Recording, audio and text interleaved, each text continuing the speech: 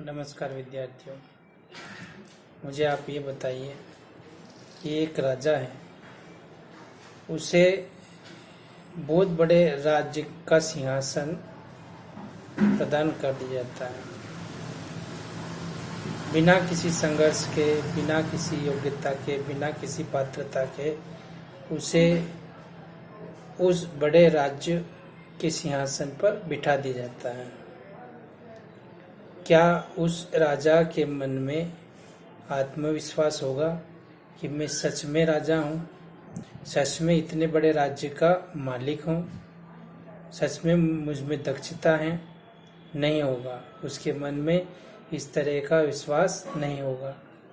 दुनिया की नज़रों में वो राजा कहलाएगा, लेकिन उसके मन में जरूर एक खसक रहेगी कि मैं बिना किसी योग्यता के, बिना किसी दक्षता के, सिर्फ किसी भाग्य के द्वारा अपने पिता के राजा होने के कारण इस सिंहासन पे बिठा दिया गया हूँ। परंतु उसके मन में ये जरूर संशय होगा कि मुझ में पता नहीं योग्यता है या नहीं। ये कहानी, ये बात आपको क्यों समझा रहा हूँ? इसलिए समझा रहा हूँ कि 12वीं की परीक्षा स्थगित हो चुकी है। परीक्षा होगी या ना होगी, परीक्षा होगी तो किस पद्धति से होगी? ओपन बुक एग्ज़ाम होगी, ऑनलाइन होगी, ऑफलाइन होगी?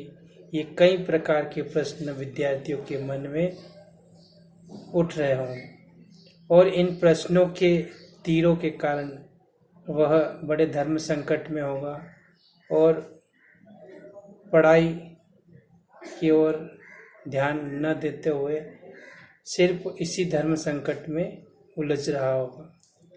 इस स्थिति में हमें क्या करना चाहिए? इस स्थिति में हमें, अगर मेरा सुझाव आप मानते हो, तो इस स्थिति में सबसे पहले तो अपने मन से एक यह विचार बिल्कुल ही निकाल देना चाहिए कि परीक्षा नहीं होगी। आपके दिमाग में सिर्फ एक ही बात बैठनी चाहिए कि परीक्षा होगी। परीक्षा पूर्व में जिस तरह से होती थी उसी तरह से होगी और निश्चित रूप से होगी। हमें पढ़ाई करना है। अगर इस तरह से अपने माइंड में बात को आप बिठा दोगे तो मन पढ़ने के लिए तैयार होगा। और उसके बाद फिर क्या करना? उसके बाद ये हो सकता है कि आप घबराएं, आप चिंतित हो कि समय इतना निकल गया, जो याद किया या जो नहीं याद किया, अब हम क्या करें? समय कम है कि ज़्यादा है यह भी नहीं पता है, क्या करें? तो उस स्थिति में सबसे पहले तो ये है कि जो नकारात्मक विचार है उनको त्यागते हुए सिर्फ यही सोचना है कि हम अभी भी इतना समय बचा है कि अच्छी से अच्छी हम तैयारी कर सकते हैं और निश्चित रूप से सफलता प्राप्त कर सकते हैं। सबसे पूर्व में जो प्रश्न हमने पूर्व में याद कर लिए हैं उनका अच्छे से रिवीजन कर लें। उसके बाद विमर्श पोर्टल प्रश्न बैंक अपलोड की गई हैं, उसके जो प्रश्न हैं उनके उत्तरों का अध्ययन करें, उनकी तैयारी कर लें। इतना भी अगर आप कर लेंगे तो बहुत कुछ सफलता आपके हाथों में आ चुकी होगी। मगर याद रखना, सतर्क रहना कि अगर आपने ये सोच लिया और आप इसी विचार को सोचते हुए पढ़ाई नहीं करेंगे कि परीक्षा जिस तरह से 10वीं की रद्द हो गई उसी तरह से 12वीं की परीक्षा रद्द हो जाएगी, तो ये संभव मुझे तो नहीं लगता कि होगा। और यदि आपने तैयारी की और उसके बाद परीक्षा रद्द होती है तो आपका नुकसान क्या होगा? कुछ भी नुकसान नहीं होगा।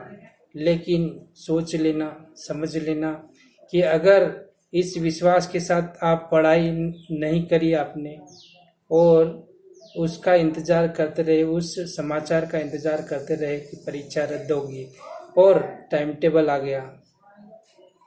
टाइम टेबल आने के बाद फिर आपकी स्थिति क्या होगी। इसलिए सबसे अच्छा यही है कि मन में एक ही बात बिठा कर रखें, परीक्षा होगी, और परीक्षा उसी तरह से होगी जिस तरह से पहले होती आई है। इतना सोचने के बाद, इतनी तैयारी करने के बाद आप बताइए कि एक वह राजा जिसने अपनी तरफ से भरपूर तैयारी कर ली है, अपने शत्रु को कमज़ोर न समझते हुए हर प्रकार की उसने तैयारी कर ली, और उसके बाद शत्रु चाहे बलवान आए या कमज़ोर आए या न भी आए, जीत उस राजा की होगी। मगर उस राजा ने कुछ भी तैयारी नहीं की कि हमारा तो कोई शत्रु नहीं है, और शत्रु बन के परीक्षा आ गई, तो फिर आपका क्या होगा। इसलिए मेरी बात को, मेरे सुझाव को, मेरे आग्रह को सभी विद्यार्थियों से निवेदन है कि मान लें और तैयारी आज से ही, अभी से ही शुरू कर ले। इसी शुभकामना के साथ आप सभी सफल हों, यही मेरी कामना है।